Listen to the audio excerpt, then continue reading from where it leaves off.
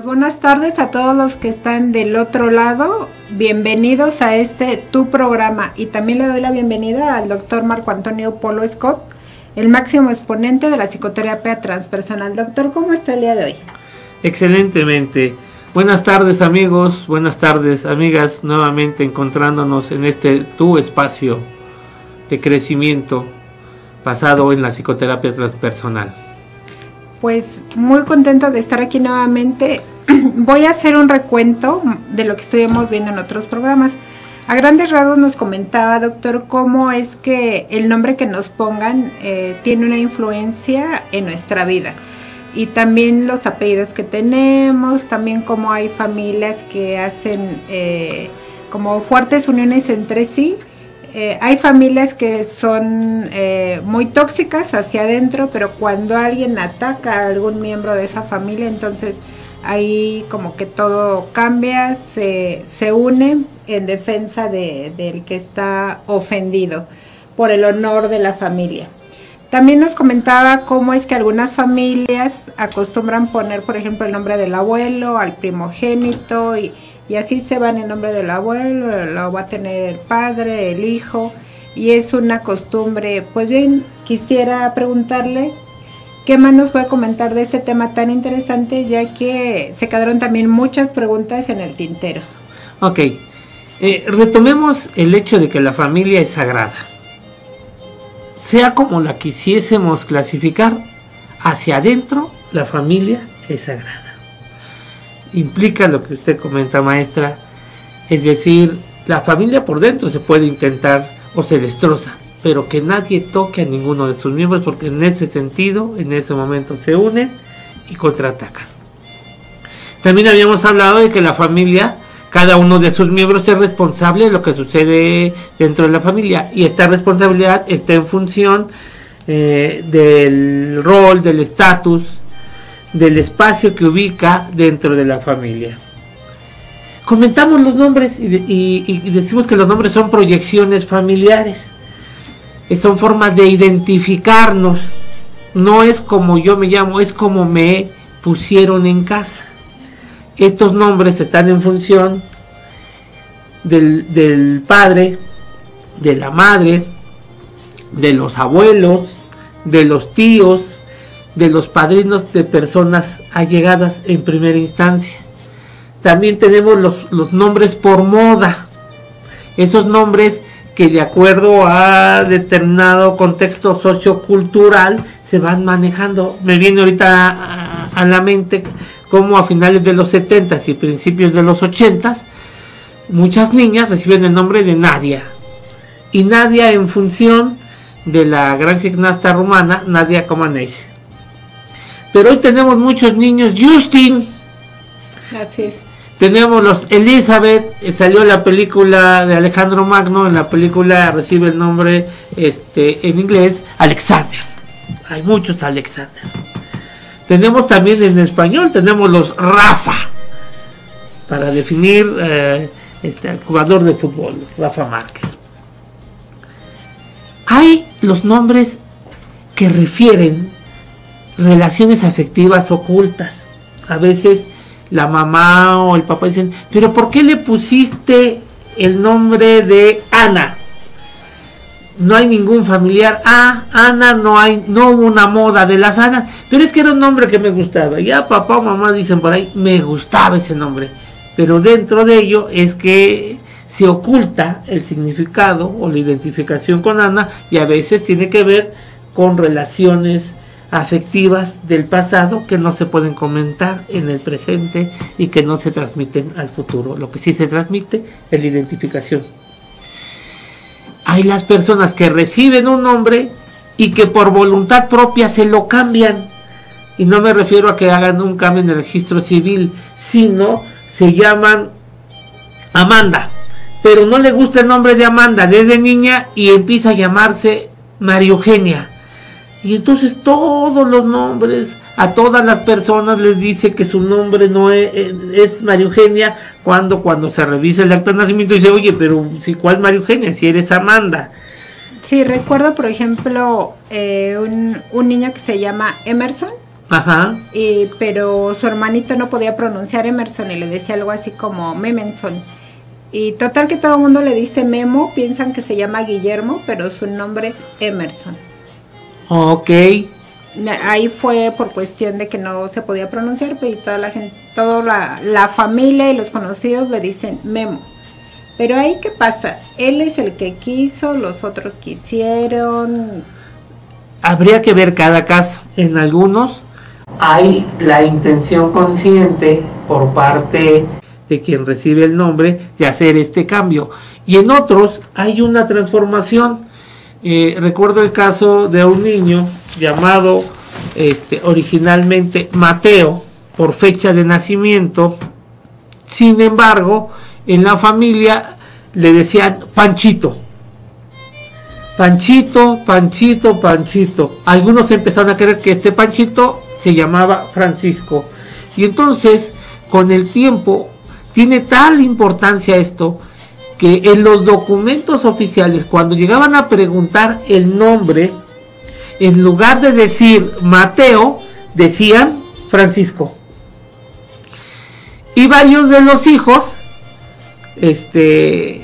dicen que su padre es Mateo, pero otros dicen que el padre es Francisco, cuando Mateo y Francisco es la misma persona. Aquí el nombre se puso por una situación diferente, una identificación diferente. En el caso de Francisco es porque decían que era toda la cara del abuelo Francisco, al cual se le decía abuelo Panchito.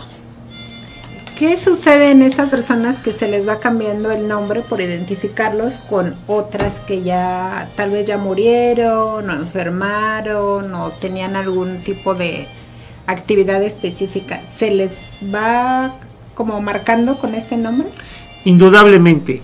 Sin embargo, debemos de tomar en cuenta qué digo yo una vez que tengo cierta conciencia con respecto a mi nombre.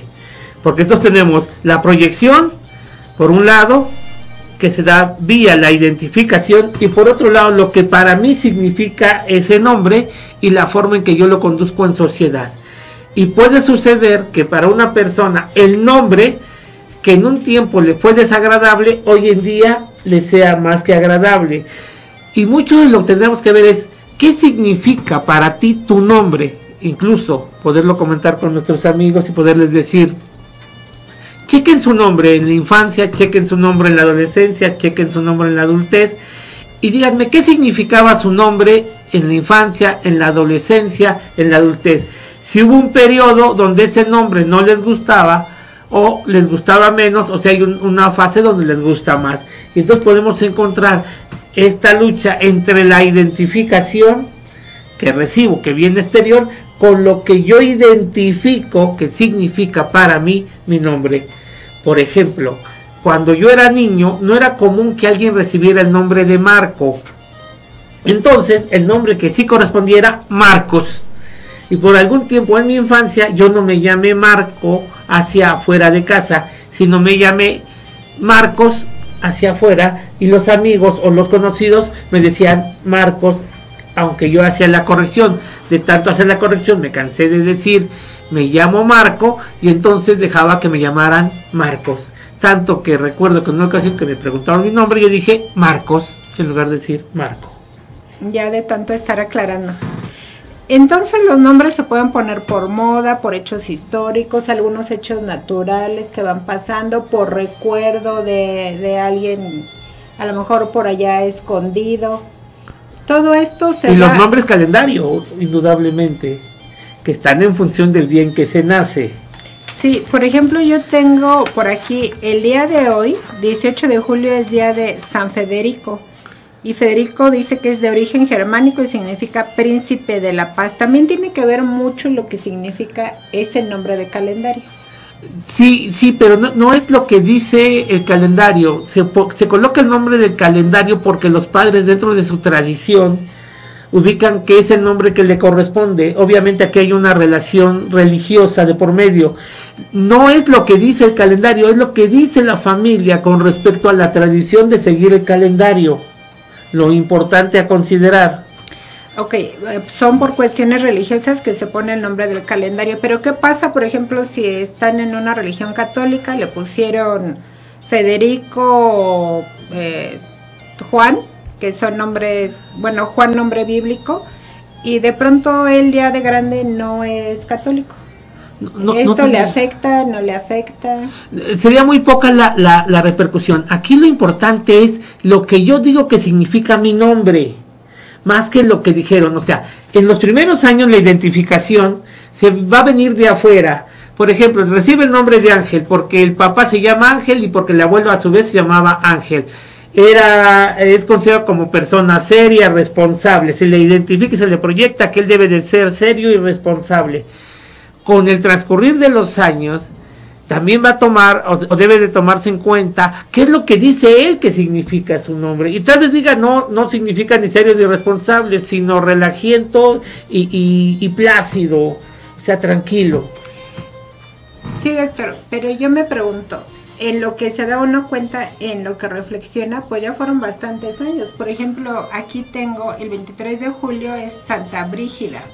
Y este nombre de pronto se presta, este y otros nombres se prestan a bromas, muchas veces de mal gusto. Entonces, pues ya se abarcaron 18, 20, 30 años, o habrá personas que a lo mejor nunca reflexionan acerca de qué piensan ellos de su propio nombre y qué pasa con todos estos años que realmente a lo mejor hubo por ahí una molestia con un nombre que no les agrada, o las bromas que les hacen.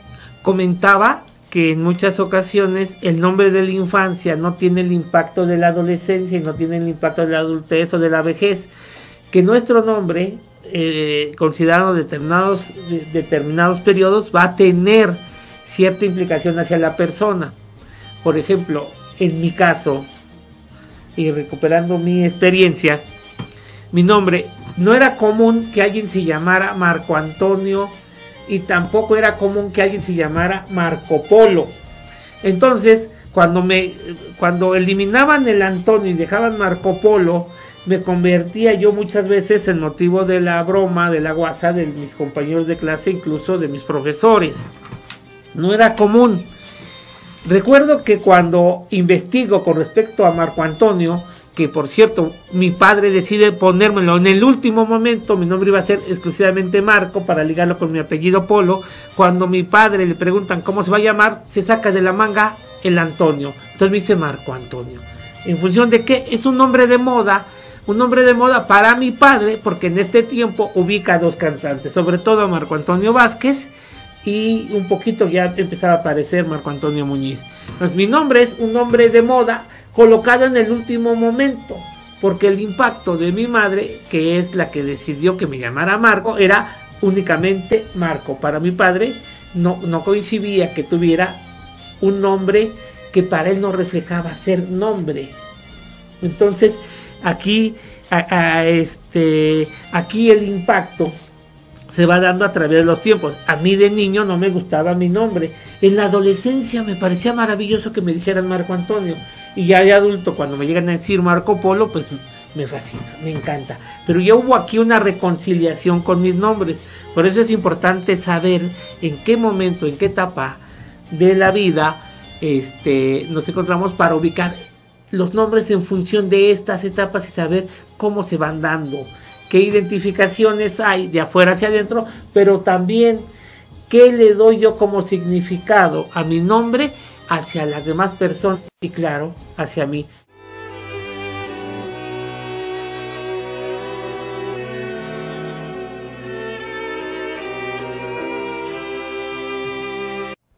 Doctor, le decía que se habían quedado algunas preguntas en el tintero y ya nos están llegando más. Voy a permitirme leer una.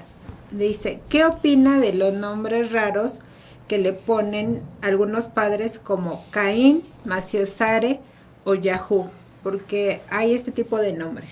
Bueno, les recuerdo que hay nombres que provienen de la descomposición de los nombres. Por ejemplo, se toman unas palabras del nombre del padre, unas letras del nombre del padre, unas letras del nombre de la madre, y entonces se genera un solo nombre. Y entonces esto nos habla de la identificación de la forma de ser y de pensar de los padres con respecto hacia el hijo. Pudiésemos decir, como lo habíamos comentado en otro momento en otro de los programas, que cuando contraemos una relación formal, por decir algo, el matrimonio, no solo van dos a casa, sino van dos con cada uno con sus herencias familiares, y que estas herencias tienden a conciliarse en primera instancia, pero después va a haber un choque y una de ellas va a colocarse por encima de la otra. Eventualmente la que se encuentra abajo va a asomar y va a imponer sus puntos de vista dentro de estas herencias familiares. Los nombres por mucho nos hablan de las herencias familiares y nos dicen qué identificaciones se van a ir gestando. Cuando un nombre proviene de la descomposición de los nombres de los padres, estamos en presencia de que dos herencias familiares han conciliado a su modo, a su forma de ver el mundo, para unirse. Están los nombres que a alguno de los dos le sonó diferente, le gustó. El caso más común es el de Maciosare, porque no es en esencia un nombre, sino una frase. Tenemos el nombre el nombre calendario, que es Anib de la Rep, porque nació el 20 de noviembre. Entonces, aquí les sonó, les gustó, y entonces se clasifican como nombres de moda.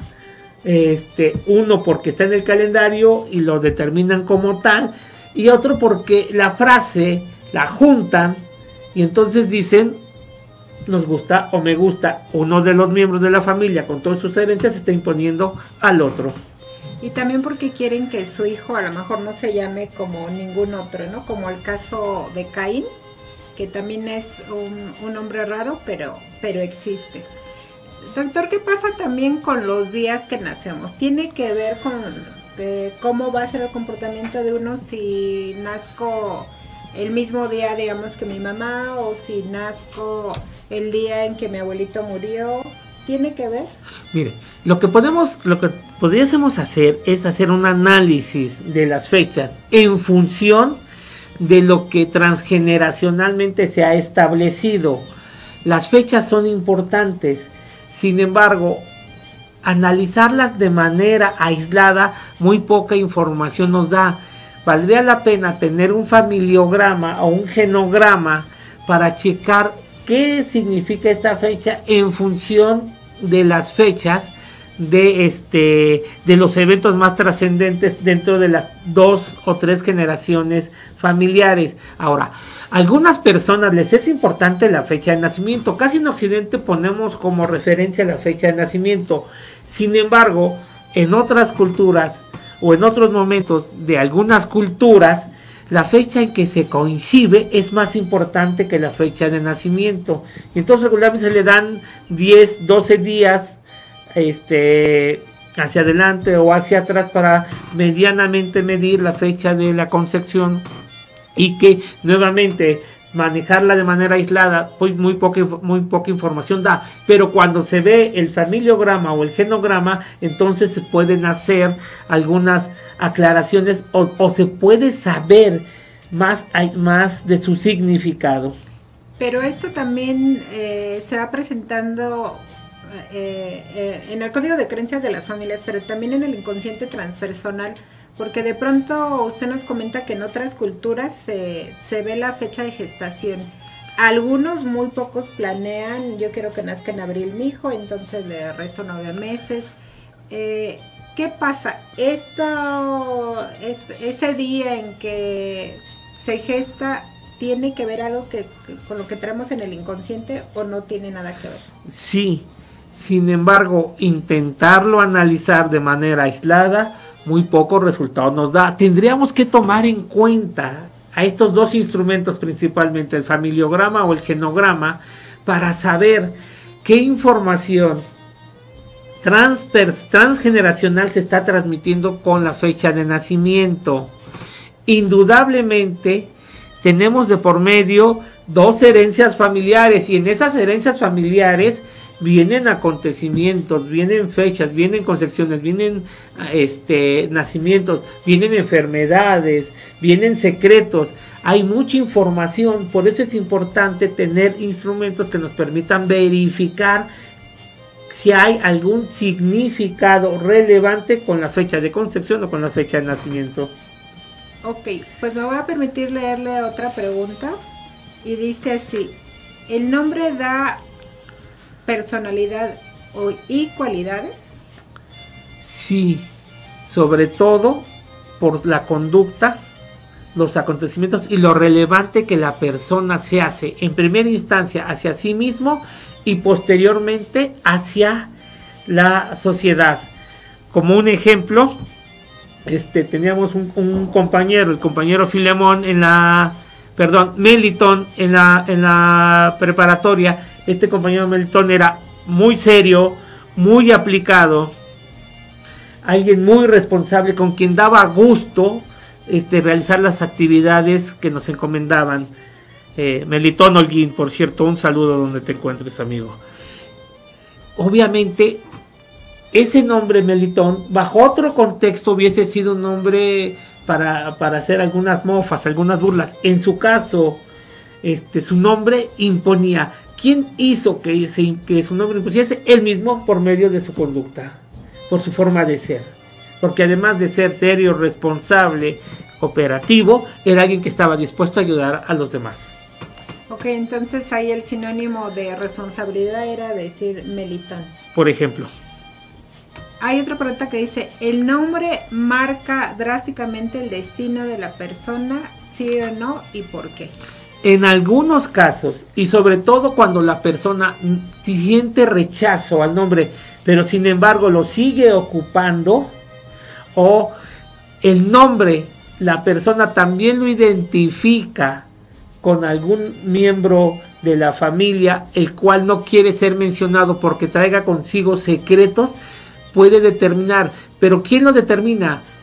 Una parte es el sistema familiar y otra parte es lo que la persona hace con el nombre. Por ejemplo, el padre de una amiga se llamaba Carlos. En algún momento al hermano de esta amiga le pusieron Carlos. Este señor tenía problemas muy severos con su forma de beber, era muy irresponsable, era muy violento, pero tendía a desaparecerse por temporadas, desobligándose de su familia completamente. Y entonces esto ocasionaba que cuando se hablaba de Carlos, se hablaba de irresponsabilidad, se hablaba de cuestiones tóxicas y negativas, porque incluso después de una golpiza había mandado a su esposa al hospital. La familia del esposo estaba totalmente en contra de esta persona. Muchas cosas que vivieron las querían canalizar a través del hijo Carlos, pero Carlos tenía un segundo nombre, entonces él se llamaba Carlos Fernando, y lo que se acostumbró entonces fue a no decirle Carlos y decirle Fernando, y de cariño Fer. Como consecuencia, por mucho tiempo en la familia de mi amiga, el nombre Carlos era un nombre no pronunciado, no dicho, por lo que involucraba, y entonces lo que sí se pronunciaba era Fernando, porque este nombre no tenía conflicto alguno en el seno familiar. O en ocasiones tal vez si estaban molestos con Carlos Fernando, tal vez le llamarían Carlos precisamente para hacer notar el enojo contra él. Y vale la pena decir algo, yo coincido que no hay ningún nombre que dramáticamente determine, salvo que la persona quiera que lo determine. Pero aquí ya estamos en un esquema donde solo tendríamos que analizar específicamente todas las condicionantes para ese paciente específico y saber cómo es que ha decidido, en conciencia o en inconsciencia, que lo determine. Me acuerdo mucho el nombre de un mayor de la policía ecuatoriano que nos apoyó mucho ahora que estuvimos allá en Ecuador atendiendo a las víctimas del terremoto de mayo, y su nombre era Hitler. Y entonces yo le comentaba que ese nombre en algunos países, como el caso de Alemania, era un nombre prohibido, no se podía registrar a un niño con el nombre de Hitler. Y entonces él se llamaba Hitler Martínez, pero el intermedio de Martínez llevaba una H. Yo le decía, ¿cómo es que tienes un apellido de esta manera? Y me dice, es que mi abuelo era alemán. Lo más probable es que era un inmigrante del régimen nazi, y entonces cuando llega, una forma de no olvidar su origen es colocándole a su hijo Hitler, que era su segundo nombre, Odín Hitler Martínez, y dentro del Martínez colocó también otra H. Entonces este señor decide trascender su cultura y tal vez sus preferencias sociopolíticas, parte de su historia, hacia su hijo a través del nombre. Entonces este mayor, una persona muy responsable y una persona que nos apoyó muchísimo, Odín Hitler Martínez, es un ejemplo cómo los padres hacen una identificación más allá de lo que quisieran. Pero con todo y esto, este mayor es una persona altamente exitosa. ¿Qué tanto influyó que su nombre nos hable de una cultura eslava, Odín, y que su segundo nombre nos hable, queramos o no, de un guerrero alemán, para que él sea policía? Pero si le parece bien, hagamos una pausa. Sí, vamos a seguir hablando de todo esto y también de los secretos ahorita que regresemos.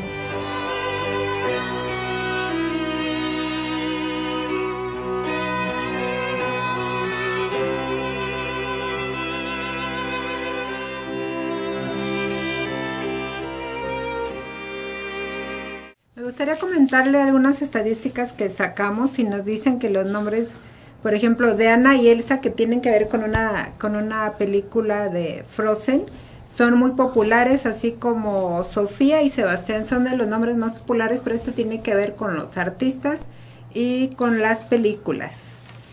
Para este año es lo que se espera. Desde el año pasado ya vienen, todo el mundo le quiere poner Sofía a su hija. Tenemos otra pregunta.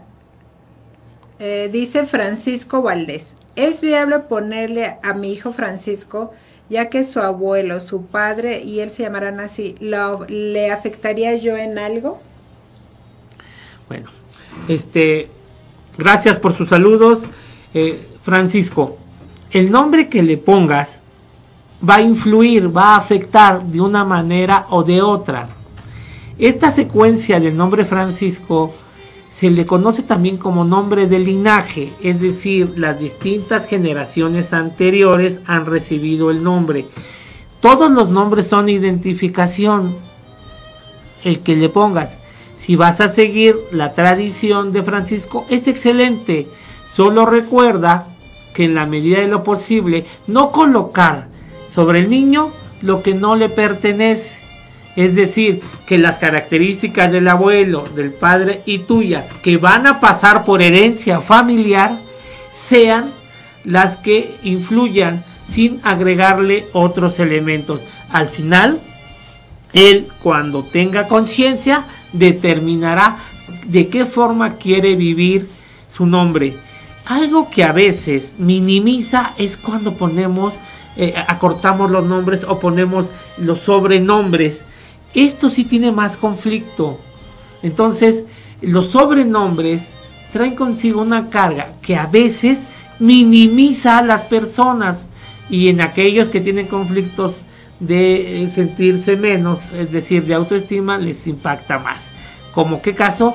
Como el Panchito, que en un momento es de cariño y después se convierte en el Panchichichito o en el Paquitito. En ese sentido, yo recomendaría mayor cuidado. Sin embargo, si tú has decidido el nombre por linaje, es excelente. Va a haber identificación del abuelo, del padre tuyo, que sea la que proviene de la herencia familiar, y principalmente la parte nutritiva. Ahorita que mencionaba los sobrenombres, ¿qué pasa, doctor? Por ejemplo, cuando en lugar del nombre les dicen el güero, el chato, la gorda, el flaco, que de plano el nombre ni se menciona, sino se menciona este sobrenombre. Son apodos y es muy común en nuestra cultura. El conflicto que puede generar lo puede vivir la persona cuando siente que esto le lastima o les causa algún conflicto así más severo. En tanto eso no suceda, como es cultural, tendemos mucho a hacerlo. La recomendación es evitar los sobrenombres y permitir que las personas se posicionen sobre su nombre tal como se le ha nombrado.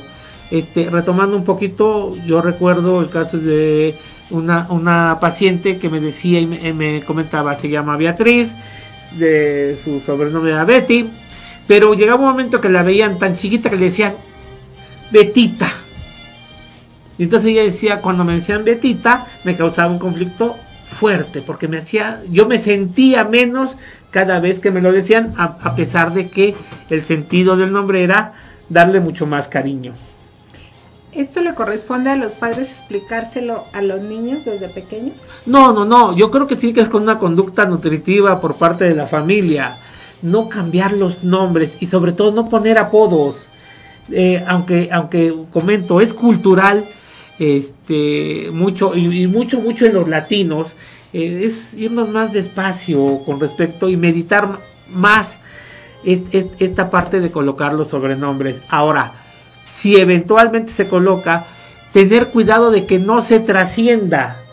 Es decir, se le dijo al niño güero, sí, pero fue una o dos veces, no que para todo se le llame y se le acostumbre al niño que va a responder al llamado como güero.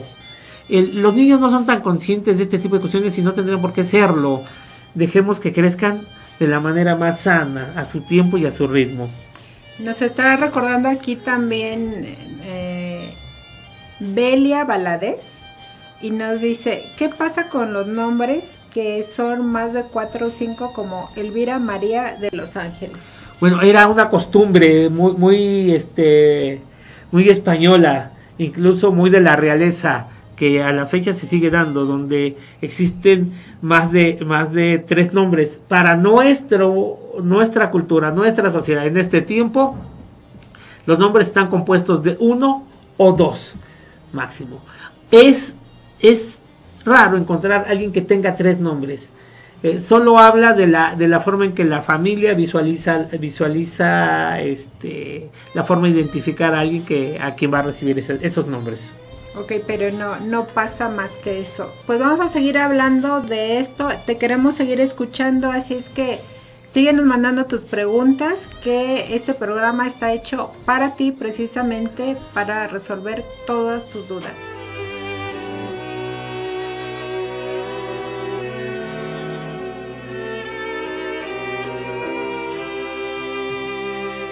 Pues también en otra estadística que vimos hay nombres para los hombres que son los más populares y tenemos Hugo, Álvaro, Adrián, David, Daniel y Pablo. Son los más frecuentes que utilizan las familias mexicanas para sus niños. Doctor, ¿qué pasa con los apellidos? También hay apellidos que se prestan a bromas. ¿Esto es igual a los nombres? Sí, sin embargo, primero hay que recalcar que los apellidos son la fusión, es la forma de entender la fusión de 2 herencias familiares distintas que van a confluir en una misma familia. El apellido paterno y materno determinan la existencia de una nueva familia. Cuando por algún motivo alguno de los apellidos no está, es decir, no está el paterno, pero está el materno, y la mamá decide colocar sus mismos apellidos, de cualquier forma estamos hablando de una nueva familia. Sí, los hijos que no son reconocidos por el padre o que la madre no quiere que lo reconozcan. Ahora, los apellidos tienen un impacto hacia afuera y hacia adentro de la familia. Cuando decimos que la familia es sagrada, es porque está constituida por varios integrantes que tienen determinados nombres, pero al mismo tiempo los mismos apellidos en el caso de los hijos, o que de sus apellidos se desprenden los apellidos de la familia.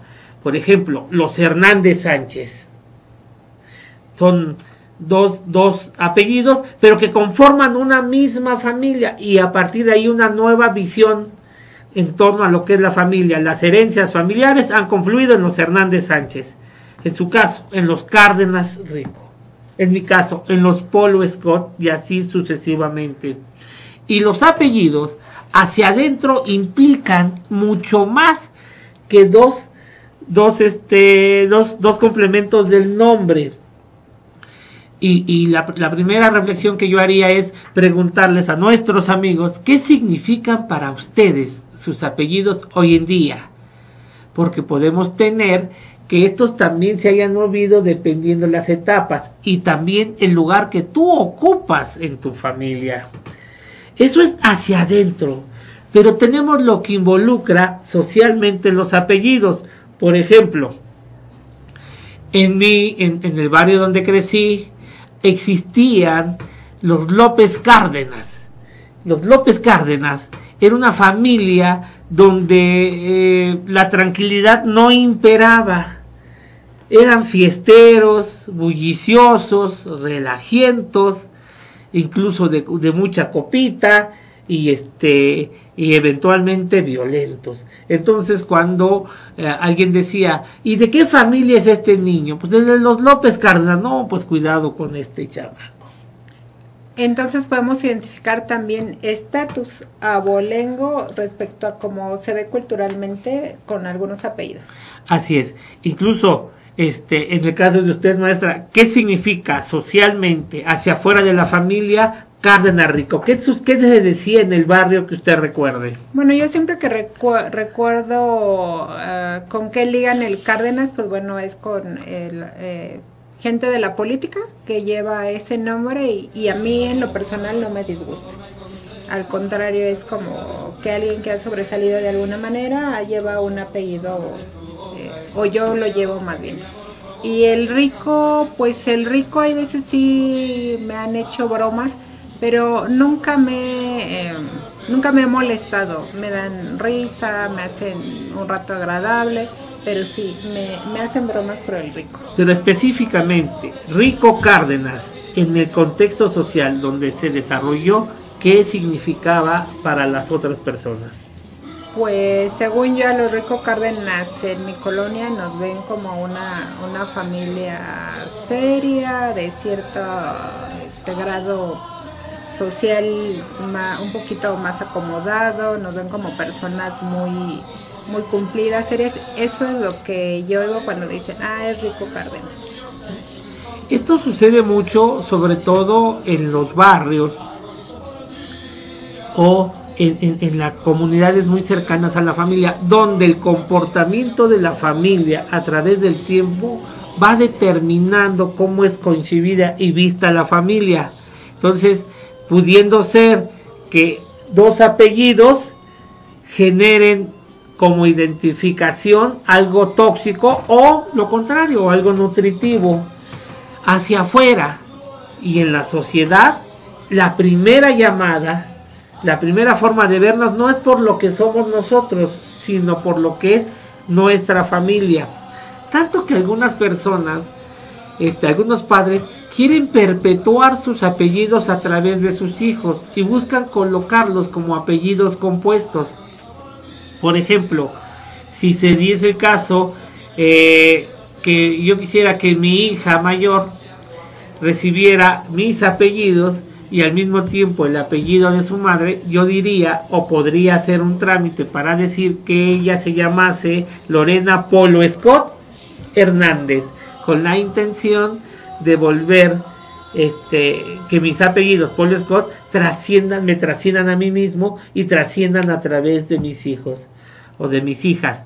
Sin embargo, regularmente cuando se hace sobre hijos varones, buscando que ellos a su vez tengan hijos varones, y esto que se siga dando, porque sobre los hijos no varones, esto se pierde 2 generaciones hacia adelante.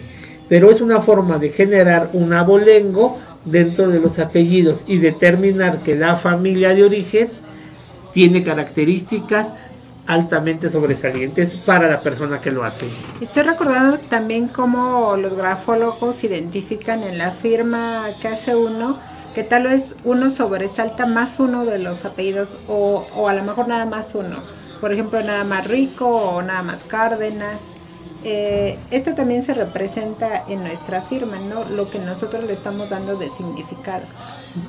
Me imagino que sí, no tengo un conocimiento amplio en la grafología y no quisiera hacer un comentario que esté de más. Lo que sí es que los apellidos marcan la fusión de dos familias formalizando una nueva, y que en ellos, en los apellidos, hay de por medio una parte muy muy clara de lo que son y serán las herencias familiares que se van a depositar en ese nuevo seno de miembros que formarán la familia.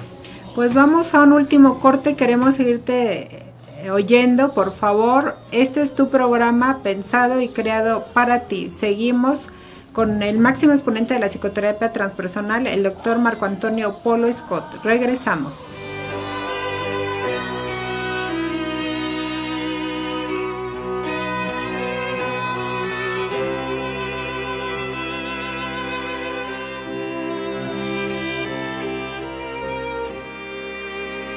Pues nos llamó Iván, dice que es alumno de la escuela y dice, hablando de nombres de linaje, en mi caso yo me llamo Jerónimo, al igual que todos mis antepasados, mi papá, mi abuelo, mi bisabuelo, pero yo no tuve hijos varones, por lo que no pude nombrar a alguien así. Mis padres se han distanciado de mi hija, ¿qué puedo hacer? No sabría qué decirle. Entiendo que él se llama también Jerónimo, su abuelo Jerónimo, su padre Jerónimo, su hija no se llama Jerónimo, obviamente. A veces este tipo de cuestiones solo reflejan una forma de ser y de comportarse que ya está dada. Sin embargo, ponemos atención a la parte final. No tendría mayor sentido desde un punto de vista psicoterapéutico, a menos que tú le des importancia a este hecho o a la importancia que le den tus padres con respecto a tu hija. Más allá de eso, en este caso parece que los padres, como no hubo ese varón, no están aceptando a la hija. Pero estaríamos especulando y yo prefiero dejar así como abierto, más que contestar algo, dejar abierto de que estamos en presencia de formas de ser, de pensar, de sentir diferentes, y que en base a eso hay una reacción. También nos dice Laura que qué pasa con las personas que utilizan nombres extranjeros. Bueno, es moda, es parte de la moda. Hace no mucho platicábamos de la transformación de Miguel a Michelle, a Michael, y que en todos el nombre es Miguel, pero por moda, por llamativo, por el contexto sociocultural, se ha ido modificando, pero el nombre en esencia sigue siendo el mismo. ¿Pero esto sería de algún modo que no aceptan la cultura en la que viven? No, más bien creo que se están adecuando a un mundo donde la moda tiene un peso muy importante. Regularmente la moda nos habla de la familia y de la importancia que le da a la familia. Decimos en psicoterapia transpersonal que una persona es más persona entre más vive en función de la sociedad. Las personas de moda viven mucho en función de la sociedad. El camino de regreso para ser seres humanos es un poco más largo, y un poco más largo porque necesitan despojarse de todo eso que de alguna forma les ha servido en algún momento de su vida, pero que para ser ellos necesitan ir dejando. Las modas tienen esta característica y son muy atrayentes, y sobre todo en las personas, entre más personas más modas se toman. Tengo una última pregunta, ya estamos en la recta final, y dice: me llamo María y a mí sí me ha afectado, entiendo todo lo que dicen, pero no me gusta mi nombre ya que lo identifico con personas que hacen aseo y con las Marías que andan como pidiendo limón. Bueno, nuestra amiga nos está planteando una situación donde ella hace la vinculación, y bueno, es válido. Tal vez valdría la pena preguntarle y de qué forma puede hacer los cambios necesarios para que su nombre tenga el significado que ella quiere. Esto es muy común, sobre todo en los años 70s y 80s, a las mujeres de campo, indígenas que emigraban a la Ciudad de México, ya sea que colocaran un puesto ambulante de dulces, de golosinas, o que hiciesen aseos en casas, recibían el sobrenombres peyorativos de María. Sin embargo, este es en cuestión de lo que de moda peyorativa se hacía. Aquí lo importante es que nuestra amiga trascienda lo que es de la sociedad y lo deje en manos de la sociedad, que no le pertenece, y ella le dé el significado que quiera y que desee a su nombre de María, si es que así lo decide. O igualmente a lo mejor que se ponga a buscar significados de personajes importantes, y bueno, simplemente está la Virgen María. No sé si seas católica, María, pero si es tu caso, pues tienes un gran nombre en este caso.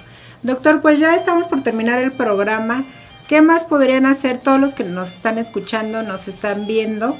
Si no están conformes con su nombre, o si tienen duda de qué nombre le voy a poner a mi hijo, o ya se lo puse y a lo mejor ya lo marqué. ¿Qué pueden hacer todos los que nos están escuchando respecto a sus nombres? Bueno, yo creo que lo primero es las identificaciones que te colocaron con el nombre ya fueron. Lo que tú le aportas a tu nombre ya está. Tal vez, ¿qué quieres hacer hoy en día con tu nombre para hacerlo trascender? Y esto indudablemente tiene que ver con tu forma de ser. En tu forma de ser determinas la forma en que trascenderás como persona, y obviamente cómo serás identificado con tu nombre. En tus manos está, y más que ocuparse de lo de atrás, la intención es ser consciente de lo de ahora para que puedas trascender hacia el mañana. Pues bueno, damos por terminado el programa de hoy, Psicoterapia Transpersonal, un nuevo paradigma en tu vida.